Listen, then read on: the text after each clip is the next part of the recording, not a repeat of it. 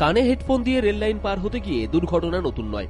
প্রায় এই ধরনের দুর্ঘটনার কবলে পড়ে প্রাণ হারান অনেকেই। এ বিষয়ে সাধারণ মানুষকে সচেতন করতে একাধিক উদ্যোগ নিয়েছে রেল কর্তৃপক্ষ।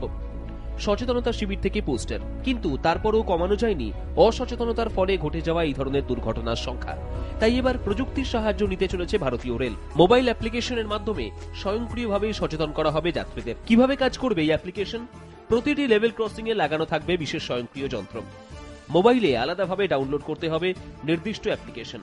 লেভেল ক্রসিং এর কাছাকাছি এলেই বিশেষ সংকেত পাঠানো হবে ফোনে। রেল কর্তৃপক্ষের দাবি, তাদের এই প্রযুক্তির মাধ্যমে কমানো যাবে প্রহরীবিহীন লেভেল ক্রসিং এ দুর্ঘটনার সংখ্যা। এক নজরে দেখে নেওয়া যাক গত কয়েক বছরে প্রহরীবিহীন লেভেল ক্রসিং এ দুর্ঘটনার সংখ্যা।